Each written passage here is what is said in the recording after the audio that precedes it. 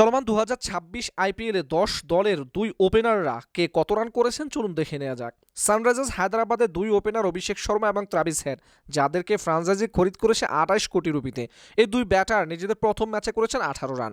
Royal Challengers বেঙ্গালুরুর বিরাট কোহলি এবং Phil Salt দুজনকে ফ্রাঞ্চাইজি কিনেছে 32 কোটি 50 লাখ রুপিতে। এই 2 ব্যাটার প্রথম ম্যাচে করেছেন 77 রান। কলকাতা নাইট রাইডার্সের অজিঙ্কা রাহানে এবং ফিন অ্যালেন এই 2 ব্যাটারকে ফ্রাঞ্চাইজিতে কিনেছে সবচেয়ে কম মূল্যে 3 কোটি 50 লাখ। এই 2 ব্যাটার প্রথম ম্যাচেই 104 রান করেছেন। মুম্বাই ইন্ডিয়ান্সের 2 ওপেনার রোহিত শর্মা এবং রায়ান রিকিন্টো এই 2 ব্যাটারকে মুম্বাই কিনেছে 17 কোটি 30 লাখ রুপিতে। এই 2 ব্যাটার প্রথম ম্যাচে করেছেন 159 রান। চেন্নাই সুপার কিংসের 2 ওপেনার ঋতুরাজ গায়কোয়াড এবং সঞ্জু স্যামসং, যাদের দুজনকেই 36 কোটি রুপিতে কিনেছে চেন্নাই। এই 2 ব্যাটার প্রথম ম্যাচে করেছেন মাত্র 12 রান।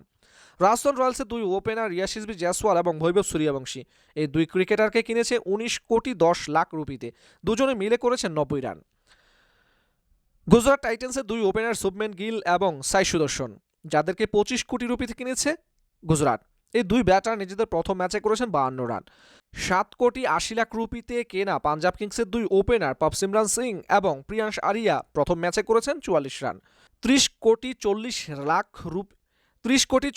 লাখ রুপিতে কেনা ঋষভ পান্ত এবং মিচেল মার্শ নিজেদের প্রথম ম্যাচে লখনৌর হয়ে করেছেন 42 রান। দিল্লি ক্যাপিটালসের 2 ওপেনার কেএল রাহুল এবং পাথম নিশাঙ্কা, যাদেরকে 18 কোটি রুপিতে কিনেছে, 2 ব্যাটার মিলে করেছেন মাত্র 1 রান।